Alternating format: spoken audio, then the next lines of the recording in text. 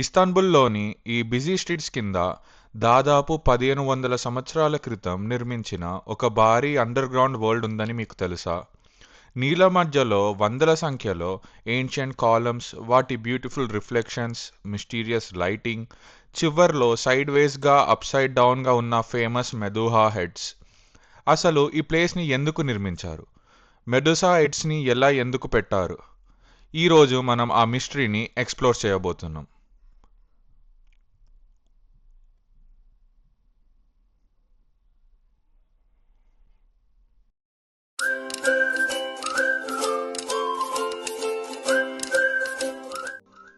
నమస్తే friends, welcome back to my channel.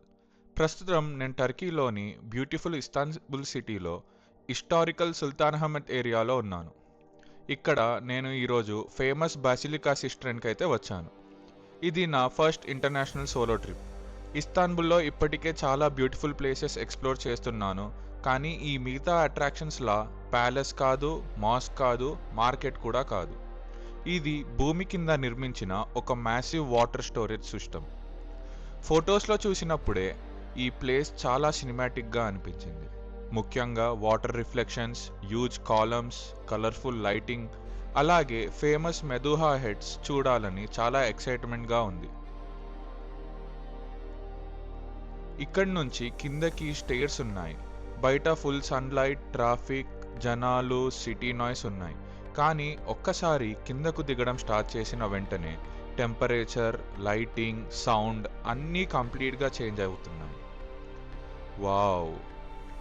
నిజంగా చెప్పాలంటే నేను ఊహించిన దానికంటే కూడా ఇది చాలా పెద్దగా ఉంది. ఎక్కడా చూసినా కాలమ్స్ మాత్రమే కనిపిస్తున్నాయి. వాటి కింద నీళ్లు, ఆ నీళ్ళలో లైట్స్ రిఫ్లెక్షన్, మొత్తం ప్లేస్ ఒక మూవీ సెట్లా ఉంది. ఇక్కడ మాట్లాడితే మన వాయిస్ కూడా కొంచెం ఎక్కువ అవుతుంది. ఫ్రెండ్స్, కెమెరాతో ఎంతవరకు క్యాప్చర్ అవుతుందో తెలియదు, కానీ డైరెక్ట్గా మన కళ్ళతో చూస్తే ఈ ప్లేస్ అట్మాస్ఫియర్ కంప్లీట్లీ డిఫరెంట్గా ఉంది. పైకి బిజీ ఇస్తాన్బుల్ సిటీ ఉంది, కానీ మనం ఇప్పుడు దాని కింద ఉన్న సైలెంట్ ఏన్షియంట్ వరల్డ్లో నడుస్తున్నాం. ఈ కాలమ్స్ ఎంత టాల్గా ఉన్నాయో చూడండి. లైటింగ్ వల్ల ప్రతి యాంగిల్ ఒక సినిమాటిక్ ఫ్రేమ్లా కనిపిస్తుంది. ఇక్కడ ఫాస్ట్గా వెళ్లకుండా స్లోగా వాక్ చేస్తూ సరౌండింగ్స్ని అబ్జర్వ్ చేస్తూ ఎక్స్ప్లోర్ చేయడమే బెస్ట్. ఆనెస్ట్గా చెప్పాలంటే ఎంట్రెన్స్లోనే నాకు ఈ ప్లేస్ చాలా నచ్చేసింది.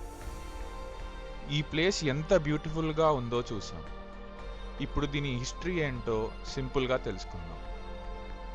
బాసిలికా సిస్టరీని బిజెంటైన్ ఎంపరర్ జస్టీనియన్ కాలంలో 6th సెంచరీలో నిర్మించారు. అంటే ఇది దాదాపు 1500 సంవత్సరాల పాత స్ట్రక్చర్. ఆ సమయంలో ఇస్తాన్బుల్ని కాన్స్టాంటినోపోల్ అని పిలిచేవారు.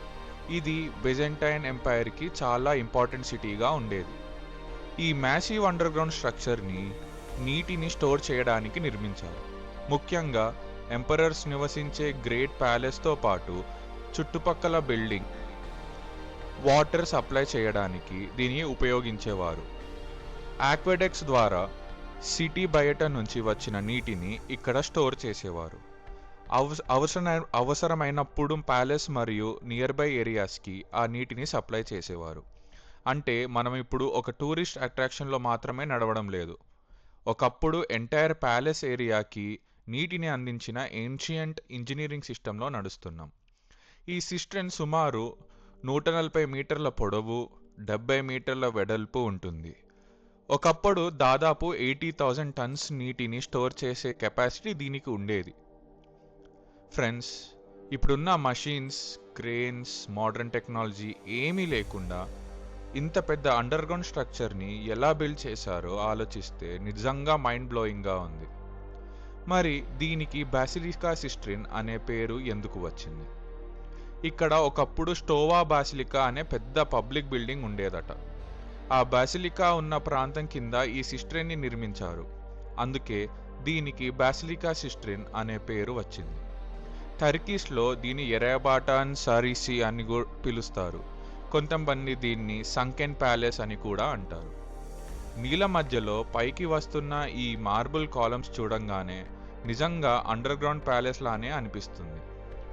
ఒట్టోమన్ ఎంపైర్ ఇస్తాన్బుల్ని కాంకర్ చేసిన తర్వాత కూడా ఈ సిస్ట్రిన్ని కొంతకాలం ఉపయోగించారు. తర్వాత మోడర్న్ వాటర్ సిస్టమ్స్ రావడంతో దీని యూస్ తగ్గిపోయింది. చాలా సంవత్సరాల తర్వాత దీన్ని క్లీన్ చేసి రిస్టోర్ చేసి విజిటర్స్ కోసం వాకింగ్ ప్లాట్ఫామ్స్ ఏర్పాటు చేశారు. బాసిలికా సిస్ట్రిన్లో వందల కాలమ్స్ ఉన్నప్పటికీ విజిటర్స్ అందరూ వెతుక్కుంటూ వెళ్ళే ఒక ప్రత్యేకమైన కార్నర్ ఉంది. అక్కడే ఈ ప్యాలెస్కి సంబంధించిన బిగ్గెస్ట్ మిస్టరీ దాగి ఉంది.